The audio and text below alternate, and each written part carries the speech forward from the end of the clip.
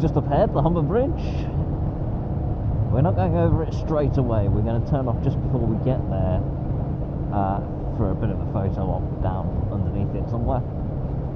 So hopefully, if Red Baron's sat-nav is working correctly, it should take us the right way. Do our photos, and then we'll head back out and go over the top. Yeah, it's a long way over the other side. No wonder they built a big bridge for it.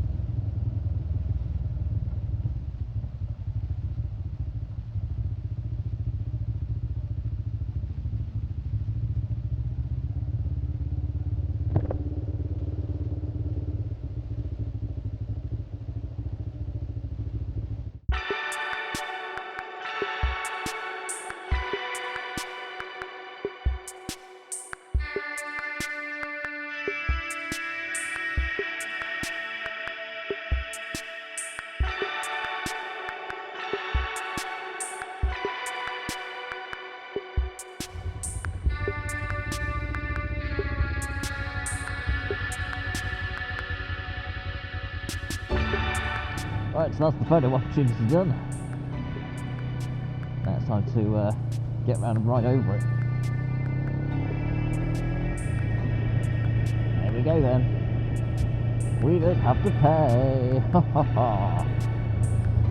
I love having bikes. It's brilliant for some of these toll roads because yeah, bikes are usually exempt. So it's awesome.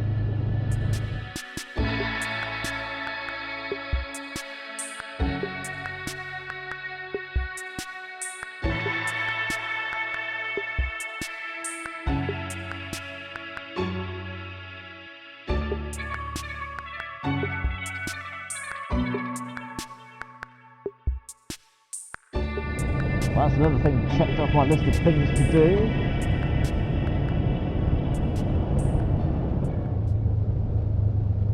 Okay, update then. It's me and Garden Shed. We've gone our separate ways from Red Baron. We were coming down the A46, which actually this time of day it's a good road. It's nice and fast paced, and you can really make some good progress coming down it. However, it's a dual carriageway and rather boring. So we've turned off and we're sort of cutting across the Melton Mowbray just because. Yeah, to have a little bit of a extra bit of riding on some interesting roads. So we've just done a little bit of a single track road, which was a bit gravelly. That was fun. I locked the front wheel up and skidded a bit. I didn't realise actually I'm riding on gravel until the front wheel suddenly locked up. I was like, oh shit. So yeah, that was a squeaky bum moment, but yeah, it's all fine. But now we're just coming down some interesting back lanes, which is brilliant. I mean, I love doing things like this, just taking some really alternative routes, nice steady bimbling around. It's brilliant. I have to say, the GPZ has been absolutely brilliant so far on this trip.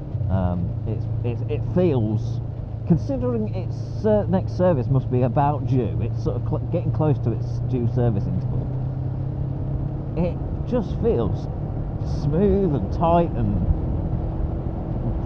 yeah, as good as it ever has. But with 67,000 miles on the clock, it's been absolutely brilliant. I've not been quite so comfortable on it over the long distance, but the bike itself has been doing absolutely fine, which I'm glad to say after the little electrical problems the other week. So yeah, it's all sorted now. Yeah, this is a brilliant little road. It's a little bit bumpy on this. I think this is definitely more scrambler territory.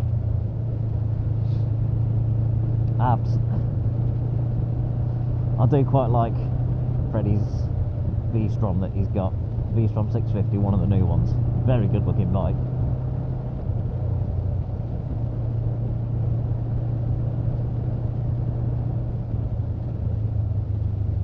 Okay. Standing up, he's going all adventure-y. I'd stand up, but I'm kind of, yeah, it's not really. It's not really right on this bike. Yeah, we definitely wanted the Scrambler for this one.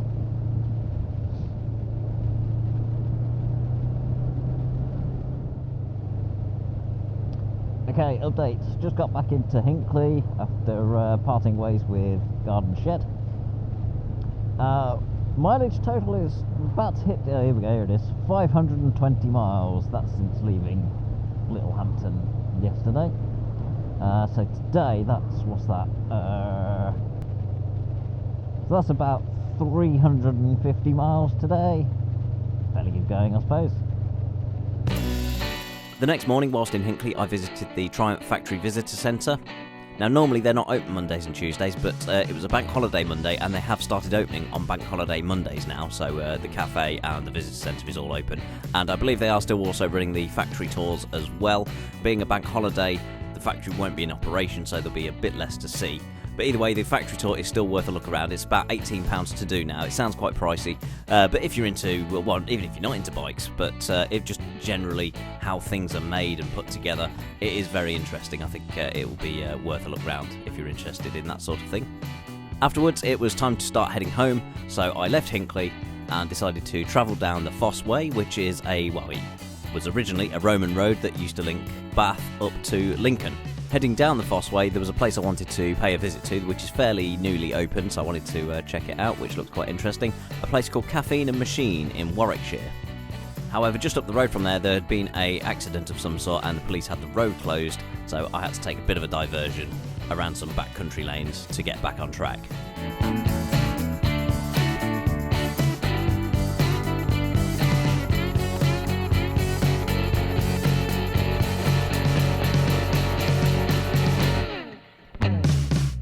Didn't take too long, and before I knew it, I was there at Caffeine and Machine, and yeah, quite interesting. There's all sorts of cars and bikes there. It is a haven for the petrol head. There is all sorts of things to be seen there from, all sorts of different bikes, and various different cars as well, there's old Volkswagen Beetles, American cars, supercars, yeah, all sorts of stuff to be seen there.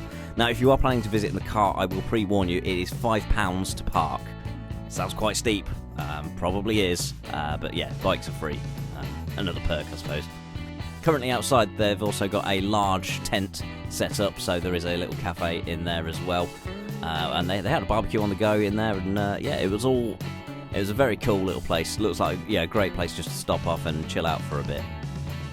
However, I had to push on, so I didn't stay too long. I got back on the road to head back down south.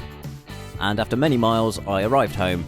The final mileage was 702 miles from the whole weekend. It was an awesome weekend. It was a good journey on the GPZ, and I look forward to doing similar things in future, but probably on a more comfortable bike, because I was starting to ache quite a bit on that. Anyway, that's that. Thank you all for watching. I'll see you on the next one.